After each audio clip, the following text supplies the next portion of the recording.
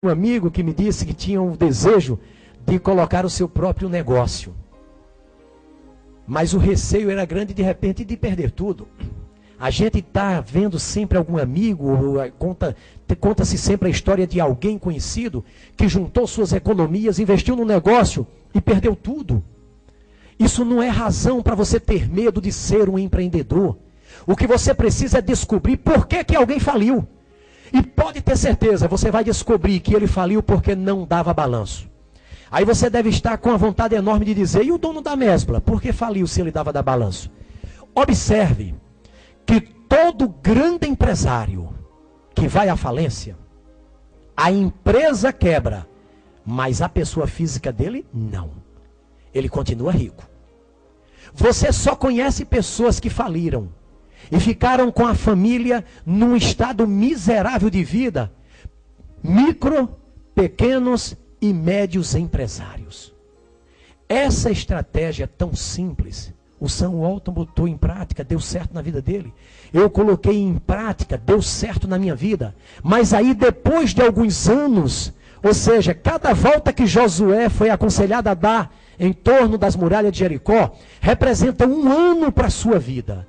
É um ano, olha, são 6 anos você dando voltas em torno dos poderosos. Indo onde os ricos, onde os vencedores não querem ir mais. Onde um dia você também não vai querer ir, não vai querer estar. E aí você fica, olha, um ano após ano, dando voltas, abrindo pequenos negócios. Deixa todo mundo dizer que teus negócios são pequenos, são feios. Já zombaram muito de mim. Já morei dentro do meu depósito para economizar o aluguel de casa. E as pessoas zombavam de mim, dizendo que eu estava quebrado porque não podia pagar sequer o aluguel de uma casa. Deixa o povo falar. Agora você vai fazendo isso que eu estou te dizendo.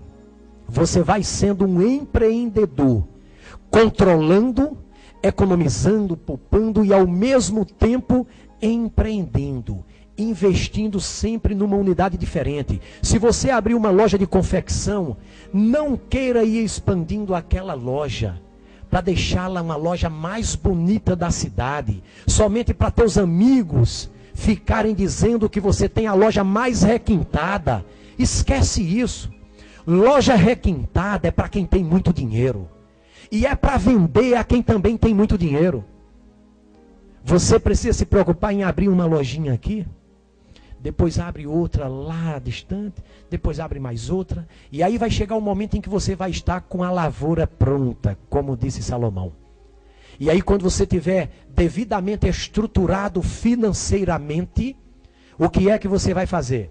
Você vai investir perto dos poderosos. Eu fiz isso. Quando eu estava devidamente estruturado financeiramente, comecei a abrir lojas perto dos concorrentes mais poderosos. Eles tentaram me destruir, mas não conseguiram mais. Muitos deles quebraram. Nós compramos muitas lojas de concorrentes que tentaram nos destruir fazendo loucuras com os seus preços. Eles faliram e nós compramos as lojas deles. Mas nos princípios que nós pomos em prática, existem princípios que só por meio da fé você vai ter a ousadia de praticá-los. Por exemplo, um dos princípios é amar a Deus sobre todas as coisas e o próximo como a si mesmo. Nós ajudamos a maioria dos nossos concorrentes a concorrerem conosco.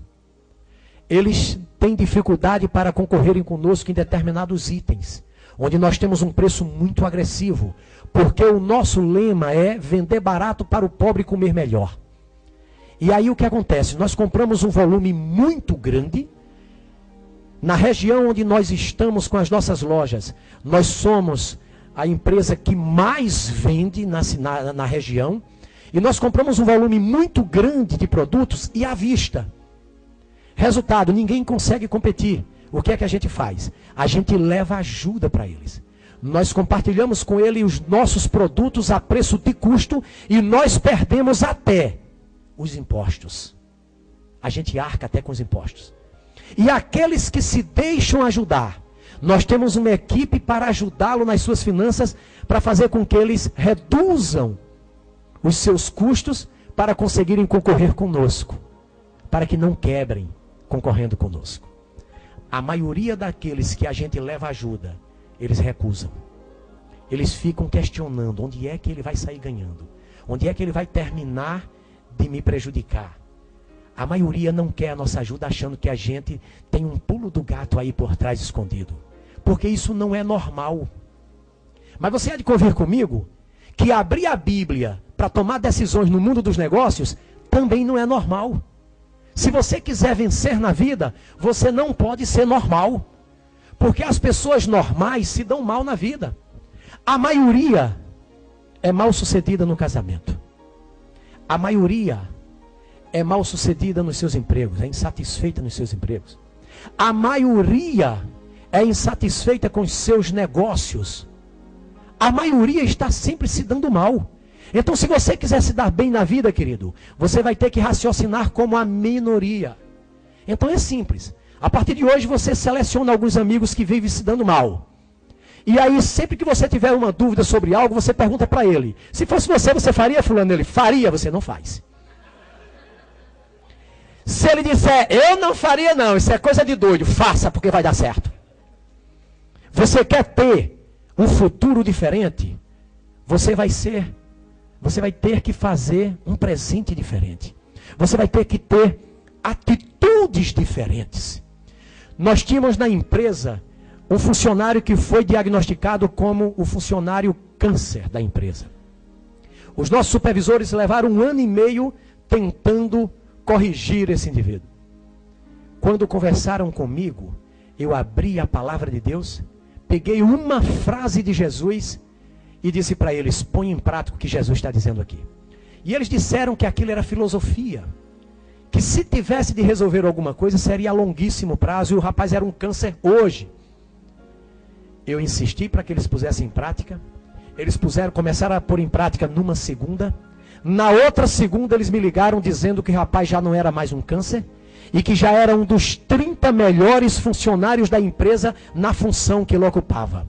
Ao final de 30 dias, me telefonaram dizendo que ele era o funcionário número 1 na função que ele ocupava na empresa.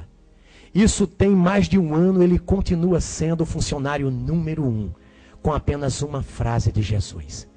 Tudo o que quiserdes que os outros vos façam, fazei-o vós primeiro a eles. A palavra de Deus tem princípios extremamente simples para você colocar em prática. Eu li um livro de empreendedores do século. Tem um resumo de aproximadamente 100 autobiografias. Todas essas histórias se dividem. Ora, alguém venceu, porque era um gênio, ele de repente criou um equipamento que todo mundo queria. Ele podia ser ruim como fosse no mundo dos negócios, mas de repente ele inventou, por exemplo, você inventa um celular que ninguém nunca viu na vida. Você vai morrer podre de rico. Você pode ser ruim na administração como for, mas você é um gênio. Não tem aquela fitinha que você abre o pacotinho de biscoito, que antes você tinha um trabalho imenso para abrir, rasgava o pacote? Aquilo dali foi um aposentado brasileiro quem inventou. O mundo inteiro que usar aquilo tem que pagar royalties a ele. Ele passou a vida dele inteira como empregado. Ele não tinha aptidão nenhuma para o mundo dos negócios. Quando se aposentou, teve a ideia de fazer aquela fitinha. Resultado, ele ganha por dia mais do que ganhou a vida inteira como empregado. Tudo isso por causa de uma ideia genial. Agora, você vai querer arriscar ter uma ideia como essa até o final da vida? É um risco muito grande. Eu não aconselho. Eu aconselho você a pegar essa alternativa de ser empreendedor. E nesse processo formiguinha, você vai começando a desenvolver a sua habilidade, o seu talento, e você vai conseguir com isso multiplicar riquezas. Essa coisa é extremamente simples. Volto a repetir. Mudou a vida de muitos homens pelo mundo afora. E mudou a minha vida. Agora, isso não significa dizer que você vai ganhar muito trabalhando pouco. Porque eu conheço muita gente que ganha muito bem, tem muitos bons lucros e, no entanto, são escravas do trabalho. Conheço muitas pessoas assim. O que é que nós precisamos fazer? Nós precisamos acordar para a importância de princípios de liderança. Quem já leu aqui O Monge e o Executivo? Pois bem, é só esse lado que leu, né? Parece até que eles... Aqui ninguém leu desse lado. Vamos mesclar esse negócio aí. O livro Monge e Executivo fala sobre princípios de liderança de Cristo. Mas é uma pequena amostra diante da quantidade de princípios instituídos por Cristo e que estão registrados na Bíblia de graça. Você não precisa pagar nada para escutar Jesus falando para você. Basta você abrir a Bíblia e você vai ter o entendimento. Então, os princípios de liderança que tem lá, nos mostram o que fazer para ganhar muito e trabalhar pouco. Que é o quê? E de fazer discípulos. Jesus Cristo teve como grande preocupação a formação de sucessores. A maior preocupação de Jesus não foi transformar o povo em crente. Porque crente Judas Iscariotes era. Crente Satanás também é. O que Jesus queria era formar sucessores.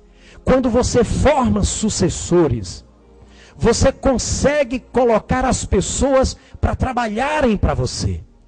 Você não pode pensar como empregado sendo patrão. Pensar como empregado é o tempo inteiro você está fazendo de tudo dentro da sua empresa. Você vai ser um escravo do trabalho e pior ainda.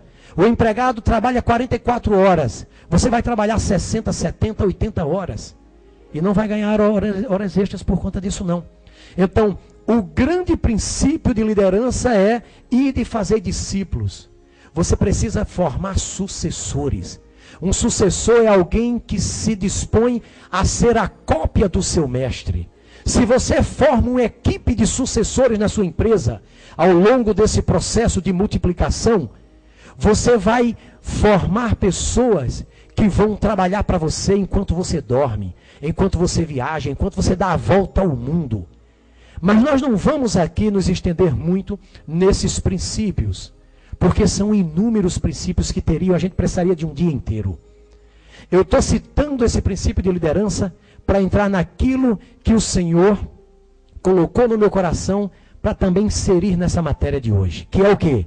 É falar sobre a importância de ser herdeiro ou sucessores. Nós temos muita gente que está trabalhando, mas está esquecendo de formar os seus filhos para serem seus sucessores. Salomão, ele disse com muita propriedade, forma o jovem no início de sua carreira e mesmo quando for velho, não se desviará dele. Queridos, com isto daqui, a gente observa a palavra do Senhor dizendo que você precisa planejar, educar e formar os seus filhos enquanto eles ainda são jovens. Porque se você não fizer isso agora, no futuro você vai ter muitos problemas com os seus filhos. Porque você estará formando simplesmente herdeiros. E herdeiros, segundo Salomão, com toda a sua sabedoria, herdeiros são sinônimos de problemas.